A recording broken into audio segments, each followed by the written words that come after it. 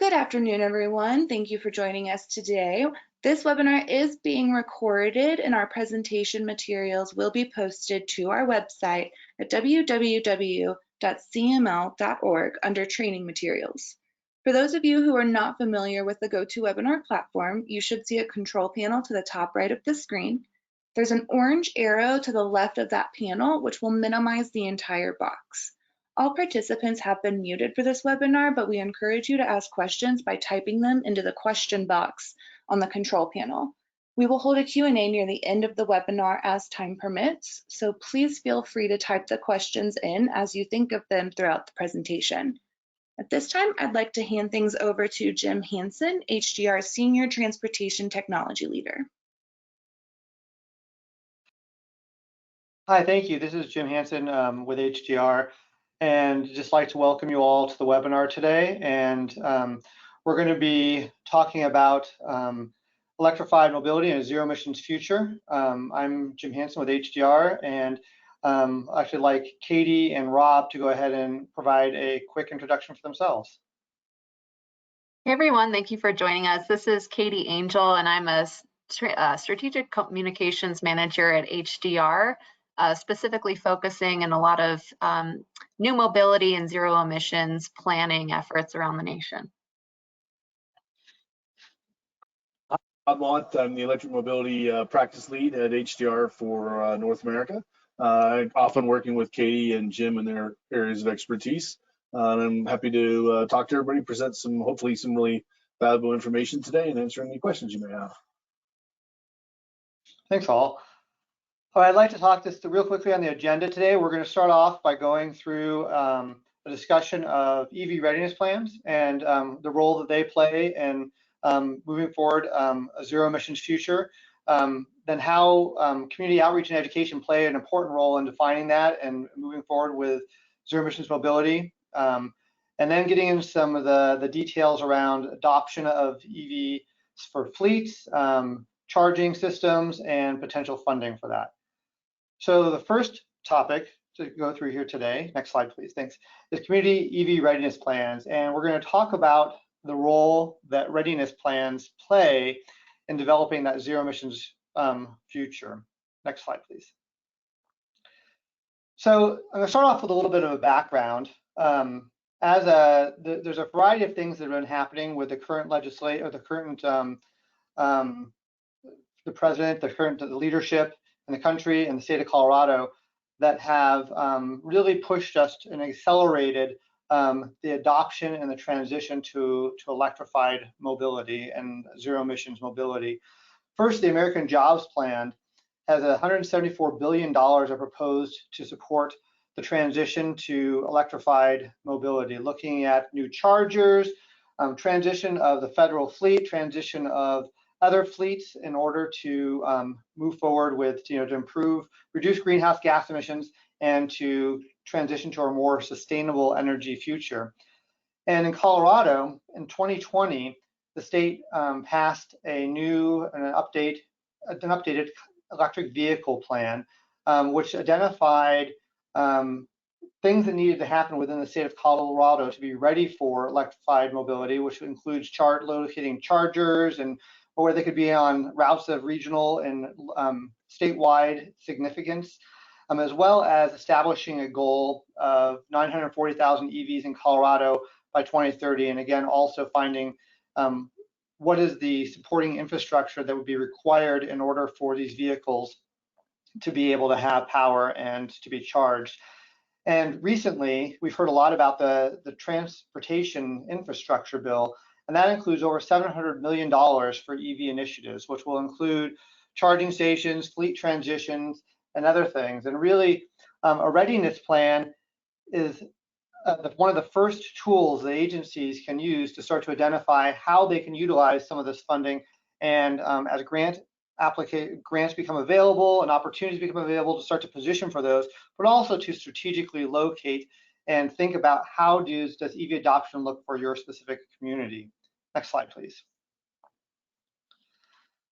So I want to start by talking about the how EVs relate to what we're seeing right now is modernized the modernizing of transportation. We're looking at things like micromobility, transit, car share, and really when we start thinking about mobility as a whole and how it's transitioning, we're starting to see fleets transition to electrified buses.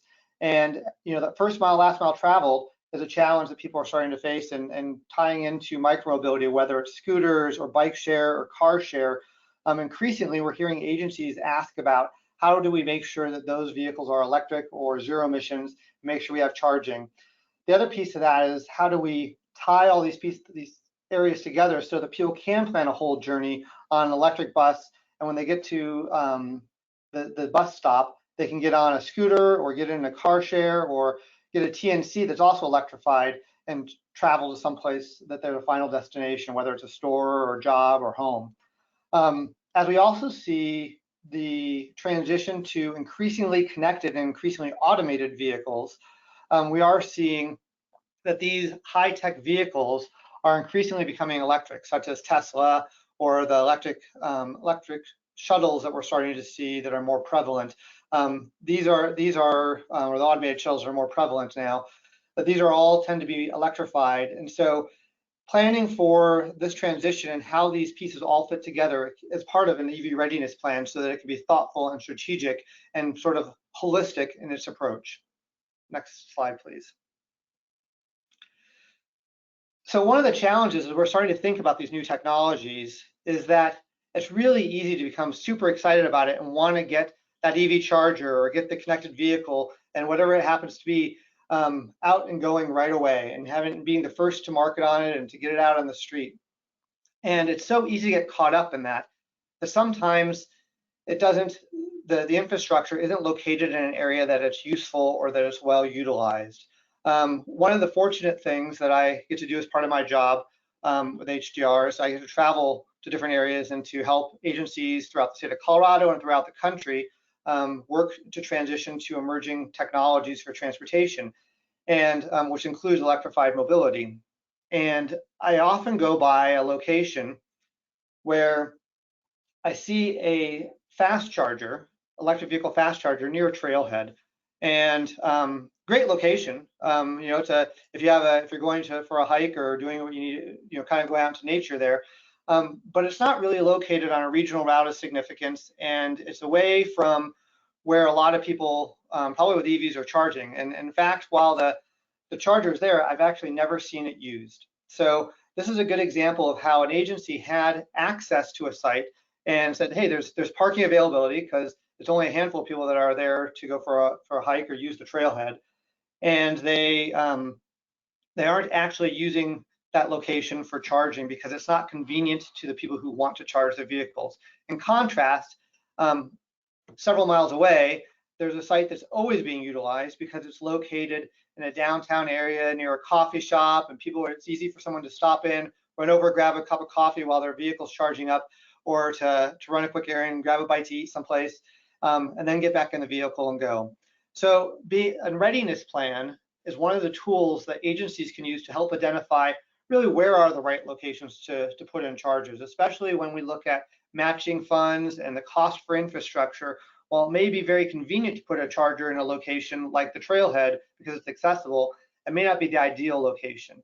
Recently, I worked with Pueblo County on developing their EV readiness plan, and had a dialogue with the folks from the county about, after submitting the plan, about actually a siting of a couple of chargers that they were getting funding for to make sure that they were done so in a manner that really did meet the regional significance of what they want to do for a fast charger, but also was accessible. Next slide, please. So a variety of factors, there's a variety of factors that we want to consider when thinking about EV chargers. And so it's things like multifamily housing, trip origin and destination, employment centers, population density, income, land use, where there's charging infrastructure, where people want to go, where there's the vehicle volume. So when we start thinking about charging, we want to identify what are those factors that are important for the specific community and look at those and consider where does it make sense to have chargers. Sometimes it may not be where the people who own the vehicles are, because a lot of cases right now, those people may have access to chargers at home, but maybe it's in a work area where there's offices or there's restaurants. So people who are visiting or at the office for the day can charge as well. So looking at how to disperse the chargers in a manner that makes sense. Next slide, please. Equity is an increasingly important part of that. And one of the things that we're seeing is that as EVs become more affordable and becomes an increasingly growing secondary market for electrified vehicles, that a big barrier to ownership of an electric vehicle is the ability to charge. For residents who may live in multifamily housing with shared parking, it's often difficult to convince a landlord or a homeowners association to convert a much needed space that may be shared by a lot of folks to electric vehicle charging that then is limited to a handful of vehicles.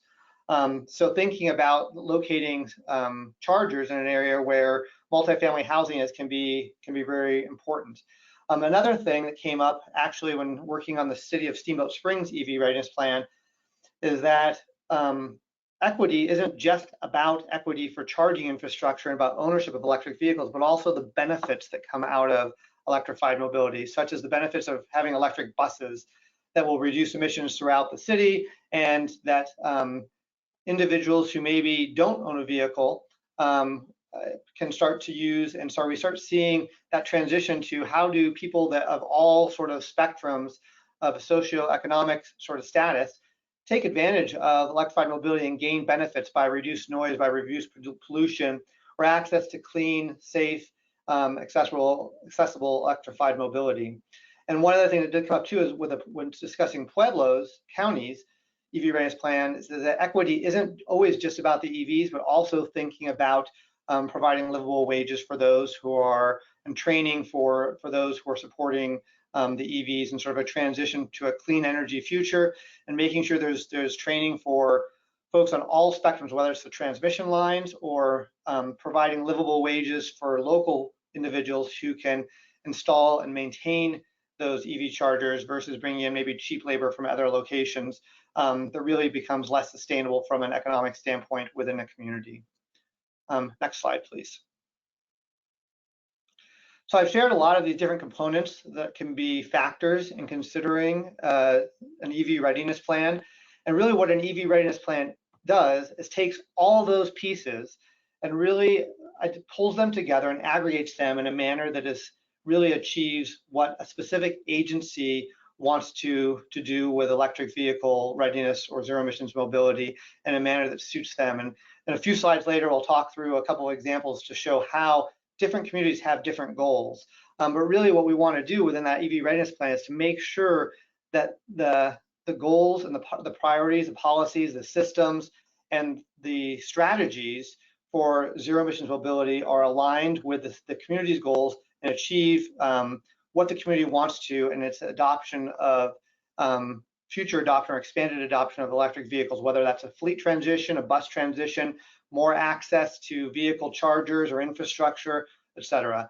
And really the plan develops that, looks at what's going on nationally and looks at trends and strategies that are being effective and applies them to, identifies how they can be utilized by a specific community to achieve their specific goals. Next slide, please. So it's really no different in developing a plan than a traditional planning process. Number one really is to understand what are the objectives.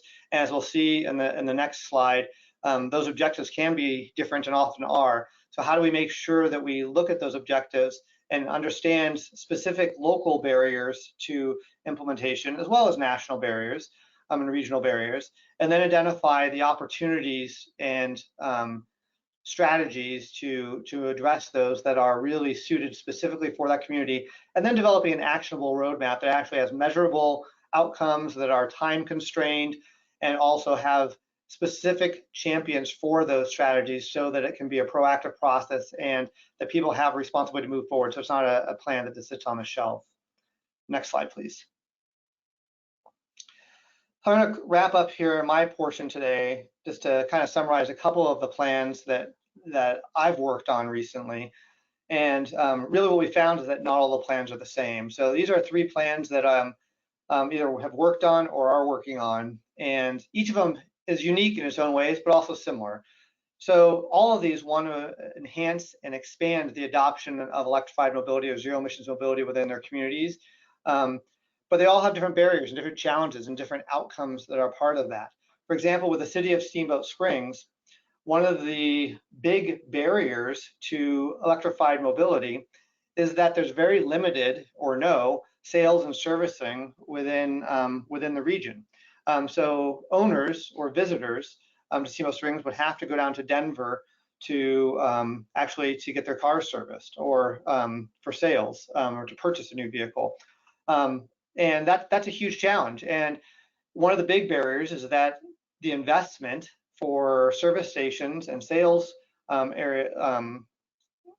dealerships there is the actual demand for those vehicles. And so until there's a big enough demand for them, that's a challenge. How do you see the cart before the horse? But people don't want to buy them if they can't get them serviced in the area. And the other thing we're seeing is that until recently, we haven't seen a lot of vehicle models that people in Steamboat Springs felt as comfortable with. And while Teslas and others perform very well on snow because of their all-wheel drive, low center of gravity, things like that, sometimes like in an off-road situation or when there's deeper snow, they don't work as well and they don't necessarily have the same carrying capacity as say a truck is or other vehicles a lot of people who live in the mountains want to utilize. And so we're starting to see now, like with the F-150 Lightning and other vehicles becoming available, that's another change. So we looked at specific strategies to work with local dealerships and with service stations to identify the types of opportunities that could be considered so that to sort of advance them like partnerships with fleets that are starting to transition to make sure that they are considering working with those local dealers and service areas to actually have servicing that then can tie together and be done at the same time. With Pueblo County, they recognize their importance as a regional crossroads of US 50 and I-25, and the importance they have in making sure that people that are traveling regionally throughout southern Colorado and the Southwest as a whole have access to charging infrastructure. So they had a big concern about how do they identify locations for fast chargers that are convenient to these regional highways and national highways, while at the same time also looking at maybe the lower speed level 2 chargers and where they should be placed to enhance the adoption of electrified mobility within the community for residents, and placing those in locations that are convenient for both, but understand those types of locations may be unique and different for those 2 different use cases. And finally, for the Washoe RTC, the Regional Transportation Commission of Washoe County is the Reno, Nevada area. And we're working with them on looking at a variety of different solutions that consider hydrogen fuel cells and electrified mobility to make sure that they aren't a barrier in interstate commerce for I-80 as vehicles travel from the San Francisco Bay Area to areas out to the east for transport of goods and services. While at the same time, they wanted to connect this into their automated bus program and the micromobility and some of those other smart mobility strategies that I mentioned earlier, and making sure that all of these are interrelated and connected together, and so they have a holistic strategy for implementing smart mobility that includes vehicle electrification and transition to zero emissions mobility through things like hydrogen fuel cells. So with that, I'm going to turn it over to Katie, who's going to share some information about outreach and the importance that has on tying the development of these plans and then the transition to electric mobility, smart mobility future. Yeah, thanks, Jim. So as Jim was saying, you know, in all of these processes that he was talking about, the EV readiness plans and other type of planning efforts, we really want to start by engaging our stakeholders in the community early on in those processes to make sure that we're building consensus, partnerships, and awareness that will make implementation of the strategies that we develop easy to implement in the future. These can include, some of the stakeholder engagement opportunities can include interviews with partners and industry professionals, such as local jurisdictions, auto dealers, and fleet management companies. So talking with these folks early on in the process gives us a better understanding of what their concerns are and maybe some barriers to the new mobility trends and technologies.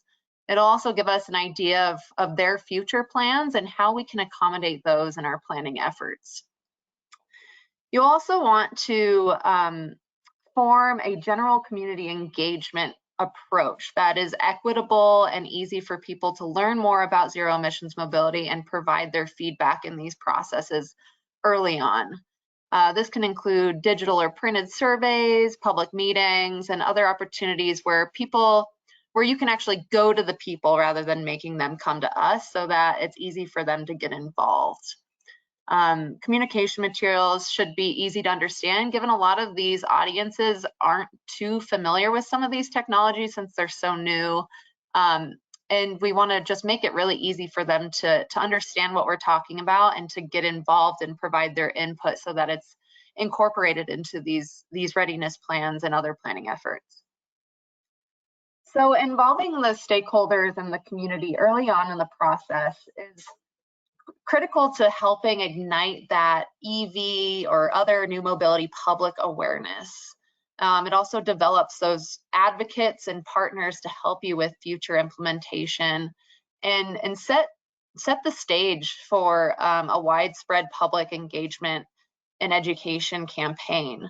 So when you come up with these strategies, how do we communicate them to our community so that they understand maybe what the barriers are and how to overcome those barriers, and possibly what those incentives are, and just building that education.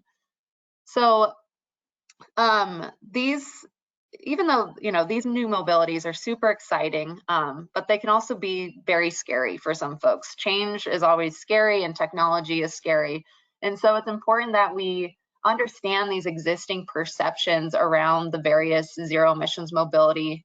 And we could do this through a variety of methods: market research, general census data, understanding what our populations are, social listening, so what are people saying about zero emissions mobility or EVs within social media and other publications, and then socioeconomic trends, looking at how people get their information, what are their daily habits. All of this information will help us better understand our communities and our audiences, and then also understand the barriers and perception and their experiences around these different technologies. So as an example, we did this, HDR completed as part of those 2 EV readiness plans that Jim mentioned in Steamboat Springs and Pueblo County. We did 2 different mass surveys for that, asking about if people own EVs, why they don't own EVs, and different barriers, and just to understand their perceptions and their experiences.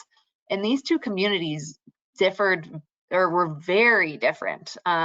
People in Steamboat were ready to make a switch to EVs, whereas the majority of participants in the Pueblo County survey had a little bit more reservations. So this type of information, gathering it in our planning phases, not only helps support our strategies and everything in our planning efforts, but it also helps build that foundation for widespread public education, so we understand those and can address them in our messaging.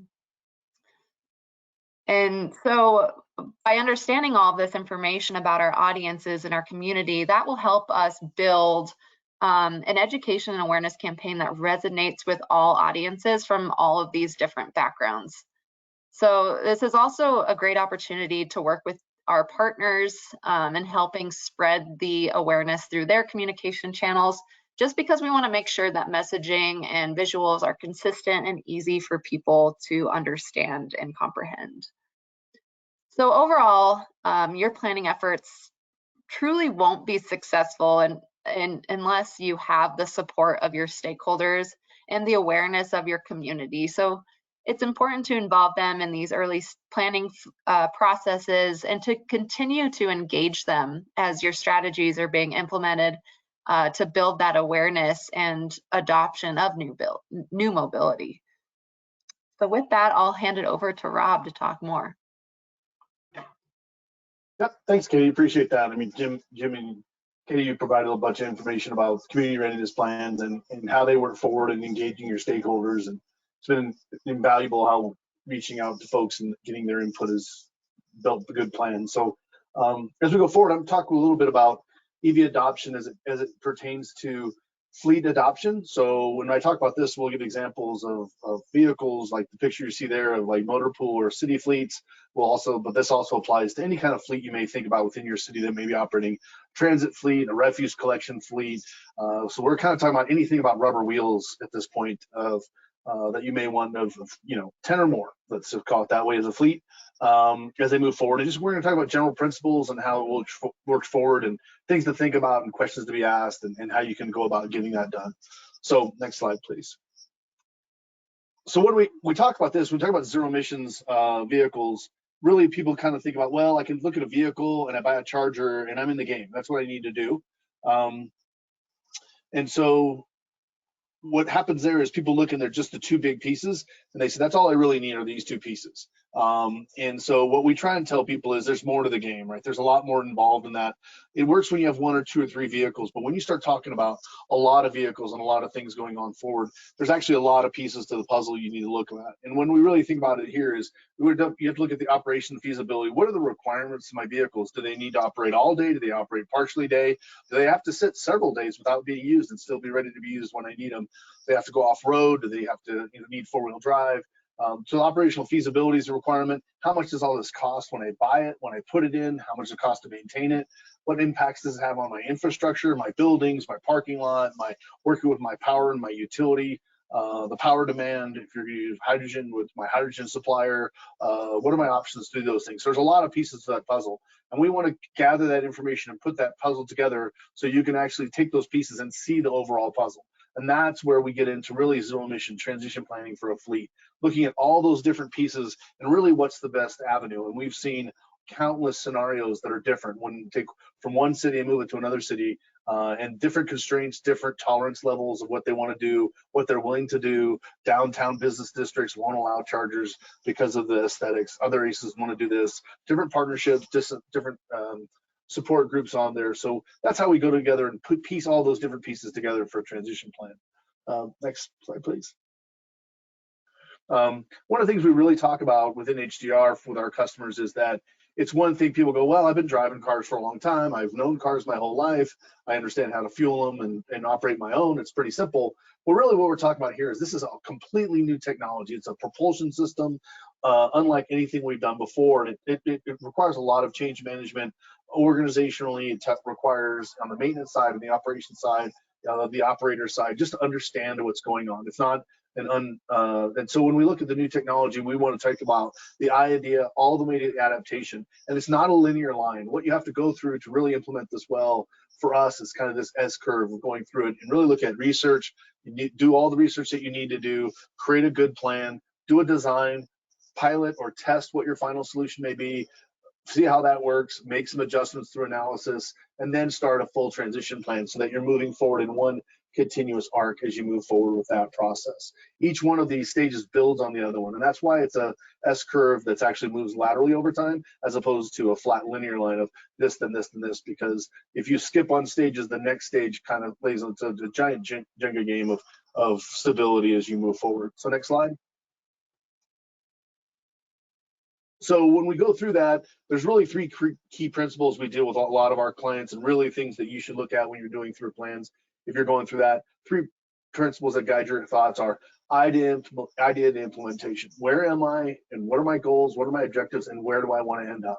And don't look at it from a standpoint of, well, I can get some grant money, so I'm going to buy 3 and a charger.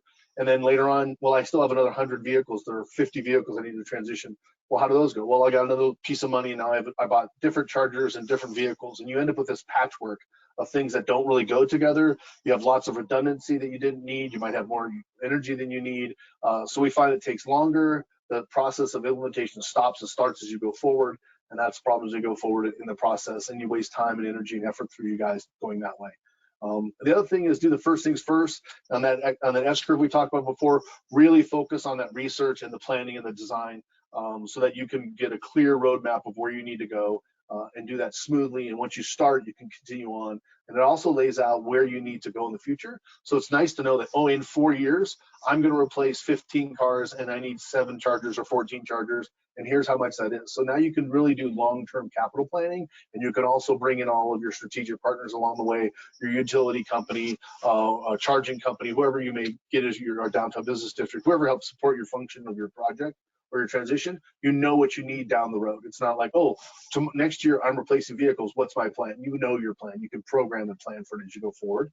And then we really talk about doing data-driven decisions. Really know what you need and what's available in the market and where you can go with that is really an important feature. You have to know what's available, and we go through that in a little bit of really getting down to the detail of knowing exactly what you need and what you in your program as you move forward.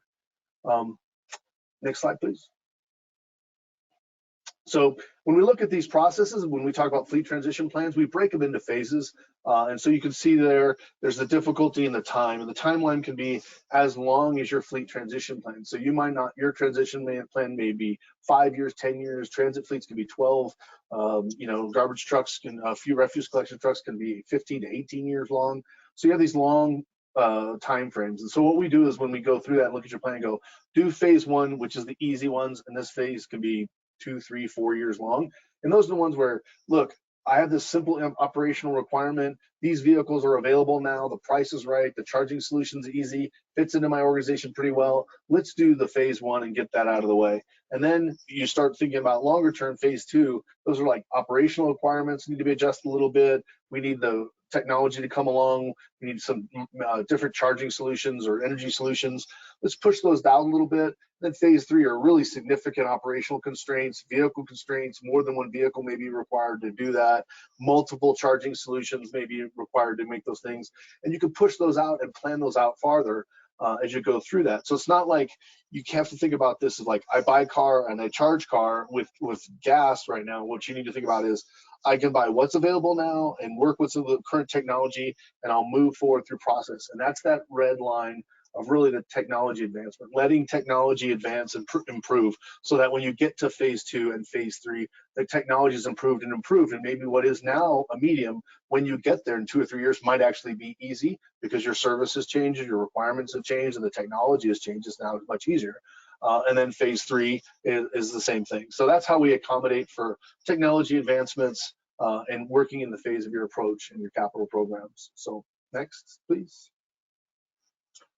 One of the things we talked about for knowing what your fleet needs is we strongly encourage folks to really go to get the data, is really do an energy consumption analysis of your vehicles. Know how much energy those vehicles are going to use. So it's kind of like saying buying a car today where you'd say, well, the OEM, the manufacturer says I'm going to get 35 miles to a gallon. In reality, you're going to get 27 or 28. So you really have to figure out what exactly am I going to use in my application, how much energy is going to be needed, what size battery packs do I need, what vehicles will meet those compliance, and really go through those things so you can figure out energy requirements, infrastructure requirements, operational costs, maintenance costs, technology trends, really get an evaluation of that so you have the data that you need to make good decisions. Because when you meet with the utility company and say, hey, this is how much power I need, and I'm going to use it during this time of day, and I'm going to charge this much at this time of day, and in these configurations at these locations, that's the kind of data they want to know: peak demand, total load, all those kinds of things, so they can show what's available in your power line as you move forward. Next, please. So then we go forward to that. That all leads up to kind of that data. How does all this impact my facilities? And so when you look at that, whether that be a parking lot or a facility or a parking garage or a maintenance facility or a corporate yard, really looking at how is this going to work for my facility? How much space is going to be used by the energy delivery or that system that may be coming in with a utility or hydrogen fuel cell or hydrogen, excuse me. How many vehicles am I going to need? What size of those? What are the impacts to my maintenance bays, my maintenance practices? How do I park? vehicle circulation, if I'm going to need access to the top of my vehicles where I never did before, is that new scaffolding, is that new safety equipment for my employees? All those kinds of things come into play when you start talking your facilities. And when we talk about beginning to end, the really good one to think about here is, if you know ultimately you're going to have 20 or 25 chargers in one place, but right now you're in phase 1, you only need 3 or 4. Well, when you come in and do that conduit run, or you have to actually open up concrete or pavement, we talk about doing the full trenching, and do the full trench and install all the conduit for everything. So you do that one time, then you could stub off the other stuff and just use the stuff you currently need. And then when you buy the chargers, you already know it. You've already planned your facility. You know where everything's going to go, and you know you've got conduit in a certain location. Okay, right here. I'm going to run the wire to right here, and I'm ready to go. And your implementations get faster and easier, and you're not continually cutting up your asphalt and your concrete and go, oh, well, those 3 vehicles fit here, but I can't fit 8 there. So on the other side of the yard, I'm going to put 8 more over there. So that's an important piece as we go forward through there. So that's kind of the fleet side as we go through that. The next one, just kind of talk about EV charging as a network. And this gets kind of out of your individual fleet, and it can talk about your fleets, but also talks about within your community and how you can go through that. Because as communities, you continually have outside stakeholders coming in saying, oh, I'm a charging company, or I'm a utility and I want to put chargers in this town, and I want to put them here and here, or I'd like to do it. Well, a lot of times those are based upon what's convenient for them, or they have a sponsorship, or they have a partnership, or they have another need. So it's nice, always nice to get stakeholders. It's always great to have people that work with you on these projects, but a lot of times it may not fit into the needs like you've talked about with Jim that mentioned earlier on an EV readiness plan. You may have a specific need of, I need to take care of this part of my community because of multifamily housing and equity access and those kinds of things, or community development, or we know things are being developed here, so I need some chargers over there. So what we really talk about is getting into the planning elements and really looking at what your local goals and objectives are, and knowing what kind of type of chargers you need based upon the situation of what you have. Meaning there are certain chargers are cheaper and charge slower, and some are very expensive and charge faster. Well, if you're going to put them in a location where people are going to be, like, say, at work for 6 to 7 hours, 8 hours a day, you don't need to put a super expensive high-powered charger there that can charge somebody up in 20 to 30 minutes. That could be a level 2 charger. It's much cheaper. You can do more of them, less space, less power demand, and you can put those in there. So you kind of fit your chargers into the applications that you need based on the goals that you have. And you kind of have to think about through that process as you start the planning for that. Then you kind of talk about, there's a lot, I mean, literally 5 or 6 key ones, but there's way more than that, of different kind of options there are for who owns them, how you purchase them, how you install them, how you maintain them, how you coordinate with the utility. Do you generate revenue off of these things through charging for service as a fee? Do you sell marketing or advertising on the locations? All those things tie into what kind of equipment you want to buy and how you want to use them ultimately. And then you talk about open access and networks so that people can say, oh, they can get on an app or on a shared platform and find out where you have chargers, if they're available or not available, how much they cost, where are they, and then you can also pull all of your data off them as far as what's your utilization rate, how many people are doing it, how many people are new, how many people are repeat chargers. You can go through all those kinds of things with access and networking.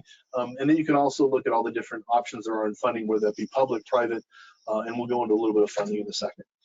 The next part when you go into this is actually talking about, okay, we kind of have a plan now. I have my EVSE plan, I have my EV readiness plan, I know how I want this to evolve in my community. And so when these stakeholders come in, now you can say, oh, I'm glad you want to be a part of my community and bring in chargers. We think they best fit here, not where it's easiest or where they want to go, but where you want them to go. And then you can work with your partners and build those plans. Well, then once that's in place, then you have to think about, okay, how's that going to look and how's that going to be operational within my community? And you start talking about standardized signage and marking. So you can have multiple charging companies in town, but you can have a guideline of, oh, everyone's signage looks like this. So everyone in your community knows that when they see that sign, that is a public charger. Look at how you're going to enforce parking policy of where you put them, how does your parking enforcement work, where those peaceful locations and things like that. So that you make sure that people who are parked are charging, if there's time limits and those kinds of things. How do you do your design work? Who's going to do the installation? Who oversees the construction oversight? Make sure it's commissioned properly and all of the charging is working. Does it have a card reader for a debit card or a credit card? Is that working? All those kinds of commissioning things that are in there. All the different ways that you can procure these things, ownership models. Look at those different things that are out there and how they also tie into your community goals as well. within the implementation operation stuff when you talk about planning EVs. So next, please. Next thing, just kind of give you a feel for potential funding opportunities. A lot of folks just think, well, I like the concept. I'm not sure how I'm going to pay for this or whether it's going to move forward. So the next slide, you'll see that there's a number of things, a number of opportunities we're seeing nationally to go through and some customized things. So you do have the American Jobs Plan as it was proposed, and Jim talked about that earlier on the right-hand side there. But really, when we look through this, there are a number of federal programs in there for fleet transition and emissions reduction. So some come through the Federal Transit Administration, some come through the Department of Energy, some come through the EPA. There's a lot of different federal programs you can tap into for and some are planning oriented, some are implementation and infrastructure oriented, but there's a number of programs that are out there that way. And the state of Colorado has been very progressive through that. So you do have VW settlement money, you do have some Colorado Energy Office money that's available for sure. You've got some EV grant money, some different funding. You've got some charging infrastructure program, Charge Ahead and others in there. So there's a lot of state things going on there. Obviously, you have legislation in there for SB 260. That's helping you guys there. And then the other part we talk a lot about is partnerships with others, meaning there are other private groups that can come in. There are utilities that will come in. Some will come in and own and operate, some won't. Some will come in and go, okay, well, I will provide you the power from this point to this point. You won't need to pay for it. That'll be our in-kind service for you support. Some are private partnerships where you can get someone who will donate the land. So you can put them there. Some will be development projects where people will want to put this project in here. Oh, hey, well, what we want is on all new developments, we want to have 2% of our parking spaces now have EVs, EV charging available to them. So that's a future growth as you go forward, or if you have remodel or policy standards and so forth on development projects. And you'll also find public partnerships and things you might find. We found a lot of places, universities are active to be a partner on these programs, as well as like downtown business associations will say, hey, I think if we can put some charging in here and we sponsor this program and help support and install that, we think we can drive some, help drive some more business or more traffic downtown and some other projects. So we find a lot of different public-private partnerships out there for the installation of EVSE. It's really kind of the concept of we have a plan, we think it goes well here, and then you can help find your stakeholders you move forward. In fact, in Colorado, we found actually ski resorts are very positive and really enjoy bringing that in. It's very conducive to their format for a public-private partnership as they go forward. Next slide, please. So really what we talked about between the EVSE readiness plan that goes forward, public outreach going forward, fleet plans, EVSE plans, charging network plans, we're really taking that S curve we talked about before and really taking the direct route from the idea to implementation, going through the research and planning and design, piloting, analysis, just the normal steps, whether we do it or somebody does it for you. These are things that you need to go through to really make a smooth transition as you go forward. And you really want to avoid that scaling zone or that scaling trap where you just kind of get sidetracked, it stalls, we do things twice, because then you end up replanning and you're redesigning and repiloting projects, and you end up wasting time, you end up wasting money. You usually almost always have a social or political risk from the standpoint of somebody somewhere has promised what you're going to achieve by a certain timeline and you want to achieve those things. And the fourth piece that we've really found with customers is been a lot of issue in pushing forward with folks on their staff. You've got a lot of really hardworking, intelligent staff people that are out there trying to implement and meet these and achieve these goals. And when things start and stop and start and stop, morale can really become an issue because they're just feel like they're just constantly fighting that battle. So that's how we work through that, and that's our perspective as we go forward. So with that, I open up to any questions that you may have.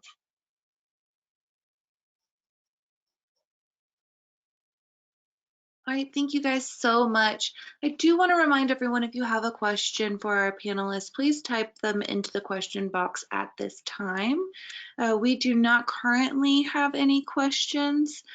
So Jim, Katie, Rob, I don't know if you guys wanted to make any closing comments or a final comment or anything.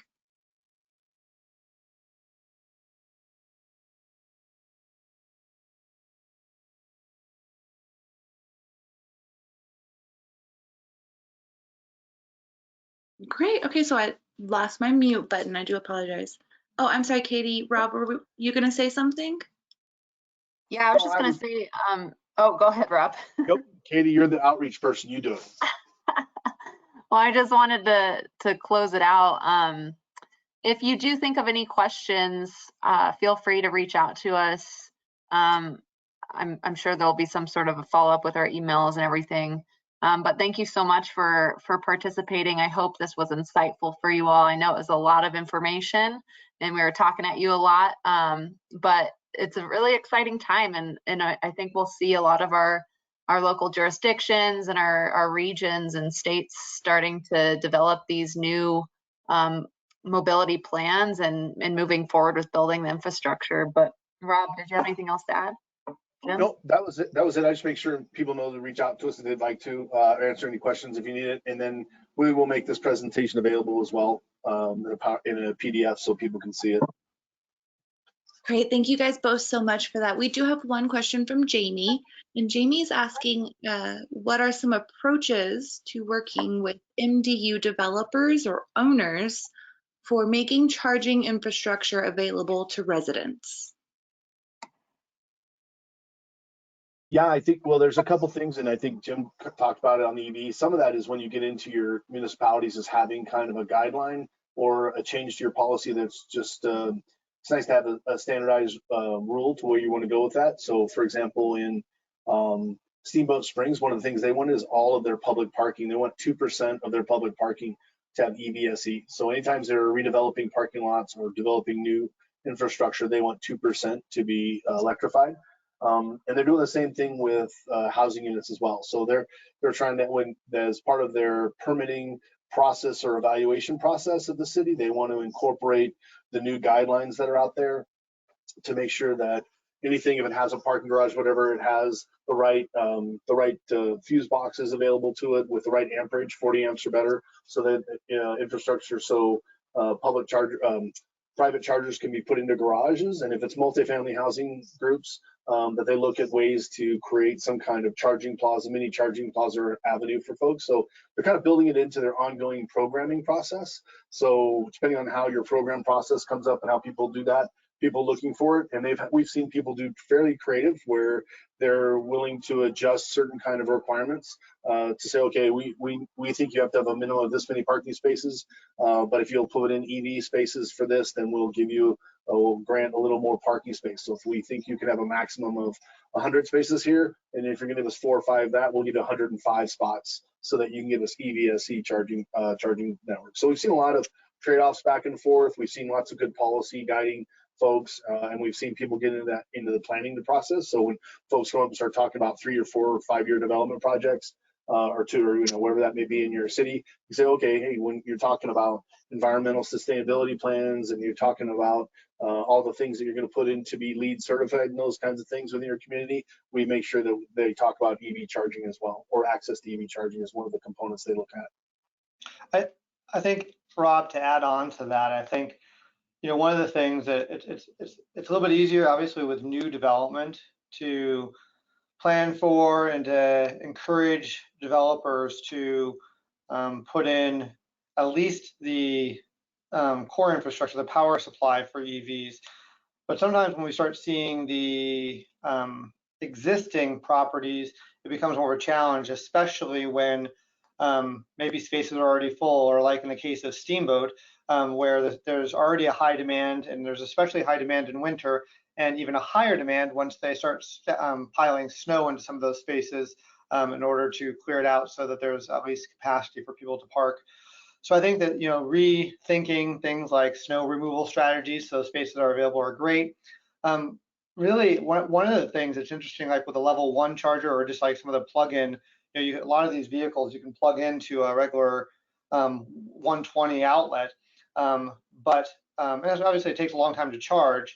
But working with the property owner to allow that. In some cases they don't, and I know that there's often a lot of concern about the amount of power it's going to draw and the equity of that, and how all the property owners or residents are going to be paying for that. But really, the power demand that's coming from there is so minimal that it's fairly benign. But having the dialogue with them to do that, and one of the things that may be good is to develop, I think that we talked about this in Steamboat specifically, was develop sort of like a pro forma of what that might look like for these property owners, so they have options, so they can see what their options are.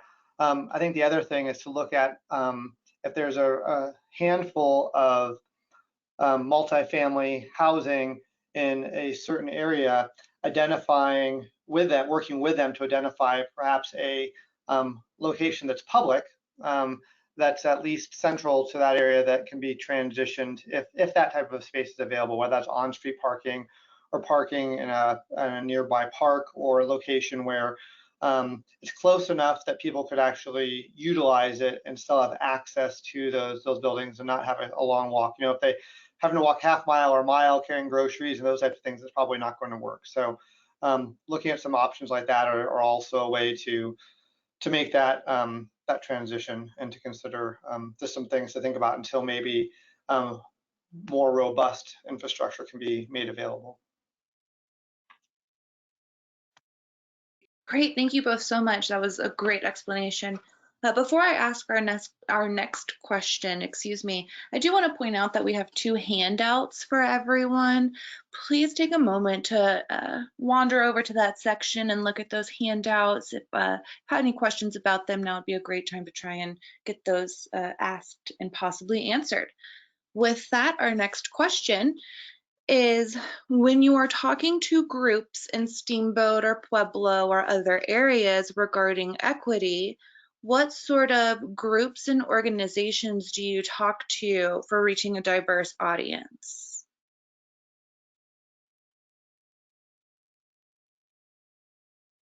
So that's a great question. And I can't think off the top of my head the specific groups in those communities, but essentially what you want to do to make sure you're reaching those diverse audiences is to involve and partner with all your local jurisdictions and all your nonprofits or other organizations. There are a lot of organizations in our cities that are solely focused on equity and diversity and have an audience already. So leveraging their communication outlets to help promote outreach opportunities and spread the word, but just making sure that they're involved as well in the process, so that their voices are heard as an organization to represent their constituents.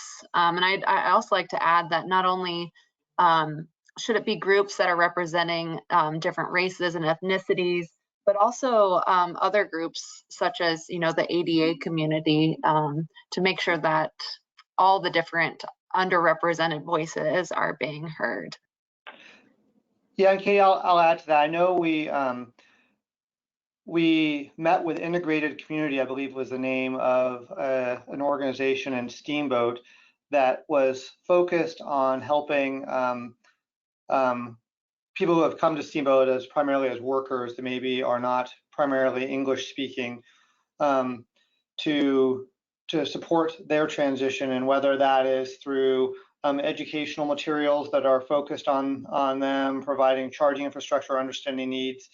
We did meet with them to talk through that, as well as with the I don't remember the name of the group, but it's the folks who provide affordable housing within the you know, look at affordable housing. So to understand sort of some of the challenges and some of the needs regarding electrified mobility, and you know, the demands and what questions they've had so far regarding that. I know with Pueblo, we actually talked that we had brought in people from some of the unions and other areas that were workers that were providing, you know, the power supply, and others, as well as people from various community groups that represented seniors and people with different types of socioeconomic sort of background and demographics to get input, and came up with some different ways of providing education and materials that would be good. So for example, like in Pueblo, you know, providing for the senior population an opportunity for people to come and see and touch and ride in an electric vehicle, maybe something that could help people see, hey, this is not so bad, or it's not so scary. For some of the groups that maybe liked hot rods and stuff, maybe getting we talked about having a drag race to get them engaged, you know, with bring out their hot rods and race against you know, a Tesla Model S or a Porsche Taycan, to see that, you know, there are some pretty cool cars out there that are EVs, and even some of the less expensive ones can compete with them as far as performance goes, and looking at sort of unique ways to do that. And I think to the point that Katie was making up in the Reno area, there's a big emphasis on folks with disabilities and making sure that that there's accessible electrified mobility options and zero emissions mobility options for people who maybe don't have the ability to drive or have challenges, either are wheelchair bound or may have other disabilities that impair their maybe their ability to drive. So making sure that they have options and access to these resources. And so I think as Katie was saying, it really is kind of unique probably for each community, but there are a variety of folks that we did reach out to make sure that, and again, each one is going to be defined a little bit differently and just based off of what their local needs are.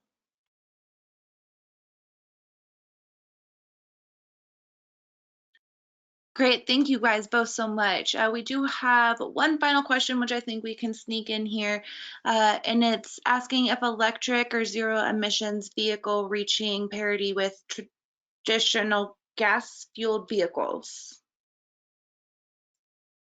Yeah, I can take care of that. I mean, yeah, so we're seeing those numbers come down. The expectation is that the vehicles will be within parity about 2024 to 2025, where they'll be about the same. And I would say that that's kind of that's an industry process, but you're going to see kind of a misnomer there, because what's going to happen is a number of electric vehicles are going to go up on up as far as how many are produced. So the cost of the batteries are coming down exponentially every year.